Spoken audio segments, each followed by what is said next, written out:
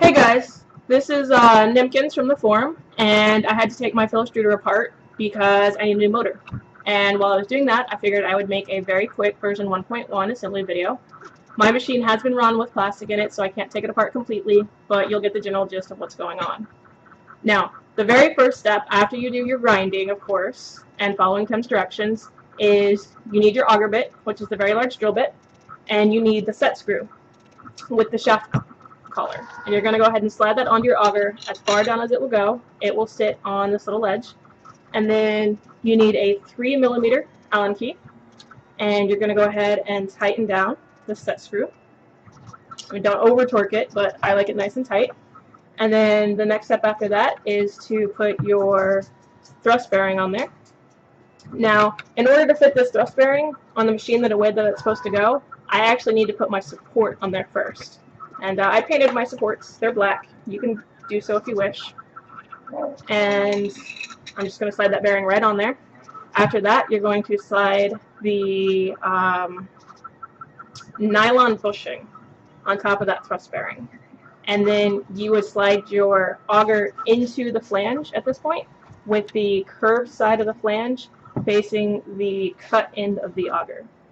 And then you would thread this pipe, this nipple, onto your flange on the curved side.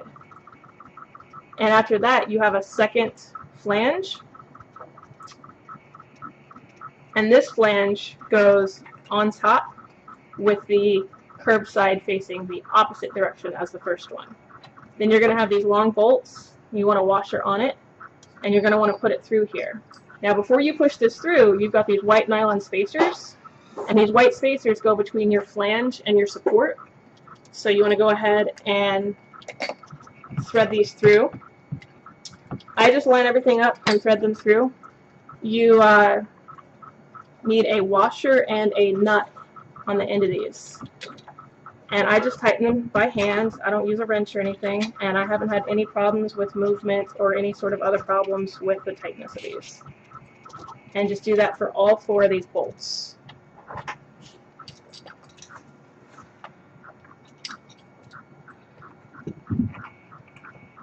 I've learned, as I'm doing this, that it is very hard to do this for video, especially when you're using a webcam to film. And this is actually my 4th or 5th attempt to film this for you guys. So hopefully everybody gets a good view of what's going on, and you understand what I'm trying to say.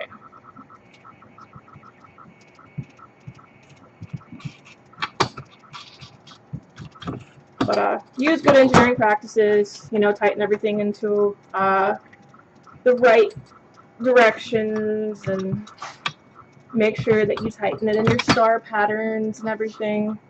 I'm just putting these on, and then I will tighten them down for you guys.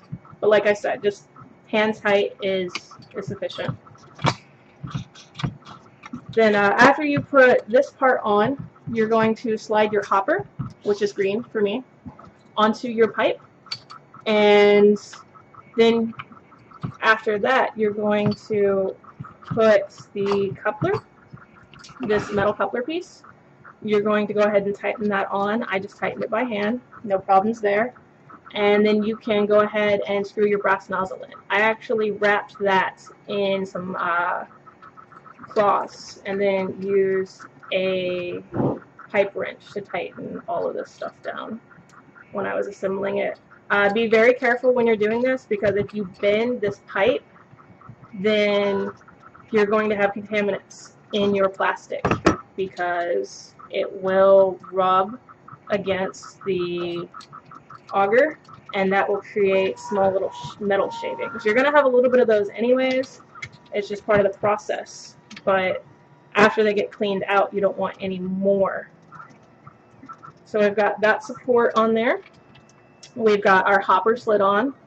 We've got our pipe screwed into our flange. We've got our coupler, and we've got our brass nozzle on there. This piece right here is your thermocouple, and that just goes into this little hole, and I use some Kapton tape to tape it down.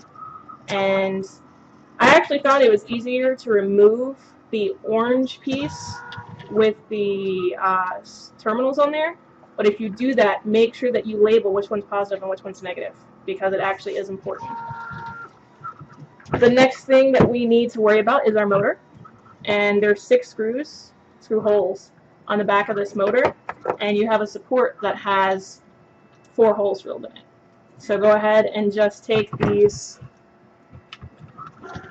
silver screws that Tim gave you and go ahead and screw that in. Nothing fancy here either. Just you want the motor towards the bottom. So go ahead and do that. Now the user supplies a 6-inch by 20-odd inch board for this assembly, and I actually just took a piece of deckboard and cut that down, and that seemed to work beautifully for me. Mine actually ended up being about 20 inches. Tim's instructions say 24. I actually like it at 20 inches. I don't have anything extra hanging out, and I built a nice little enclosure to put on here. I'm going to go ahead and take my drill and tighten these screws down. So sorry for the noise.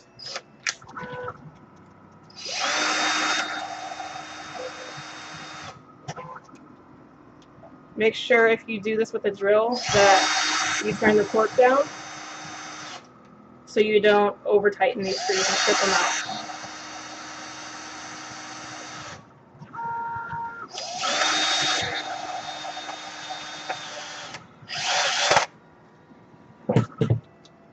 Now you have 2 supports and you have your board, and you're going to go ahead and put your motor on the back of this board and just line it up flush with the back. That's all I did.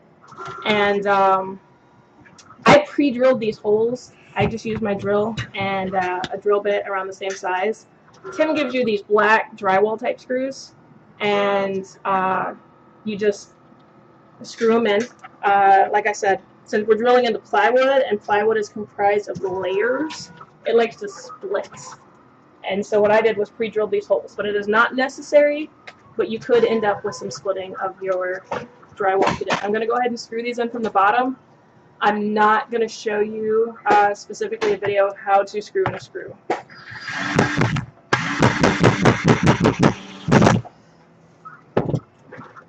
And there's 2 screws. Make sure you screw both screws in. You want to make sure that this isn't going to turn on you. And if you're going to put this on any sort of surface that scratches, I actually recommend countersinking your screws. And they have special drill bits that will countersink for you. Or you can just use a slightly larger drill bit and drill out a larger hole for a couple millimeters. Now, this motor has a flat on it, and this flat, we're going to use a number 8 washer that you cut down according to the instructions. And you're just going to put it on the flat, and then you're going to take your coupler, and you're going to go ahead and put the square side on your motor.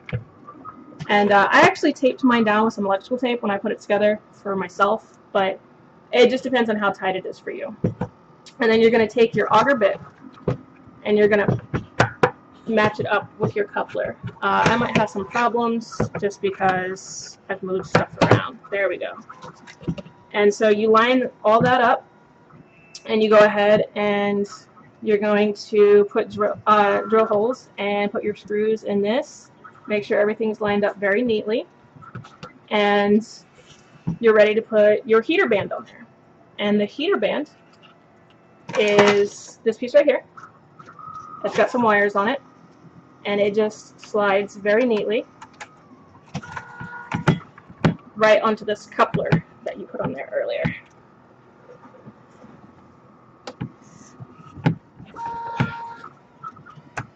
And I go ahead and move mine back just a little. It just happens to be where I put it. But about right here is good, I find. And you have a, what are these called? Whatever, it's the piece that holds the heater on there. And this is actually a 7/64 set screw. So thankfully I have a metric and a standard. And of course I grabbed the wrong one. And just tighten it down. It doesn't have to be super tight, just enough so that your heater is not going to move.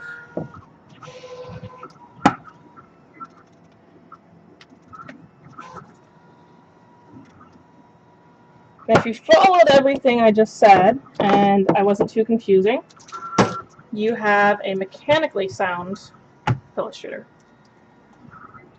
The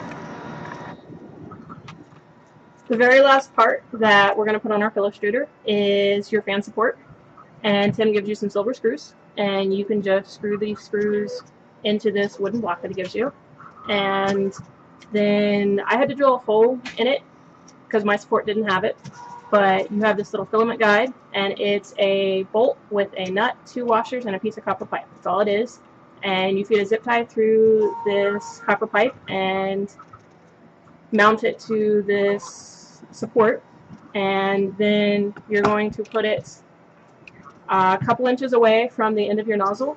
Mine's about 2.5 inches. I think there's some guidelines in the instructions on where to put this, but just go ahead and, as before, you can just put a screw in through the bottom. And Tim gives you this fiberglass insulation. It actually is rated to 450 degrees, but as you can see, I have some charring at 180. I think this is normal, and there shouldn't be any problems. But you go ahead and just put this over here. Make sure it is covering a good portion of the nozzle so that your nozzle can maintain temperature, because that's where your thermostat is. And it just tapes down. I put a zip tie on it to tighten it down. If you don't like this fiberglass insulation, it is very itchy and it's messy and you end up with fibers everywhere. You can get some muffler wrap at an auto store or off Amazon, and it's not too expensive, you know, between $10 and $20, and you just wrap it around. It's a fiberglass tape though, so you don't end up with fiberglass fibers everywhere.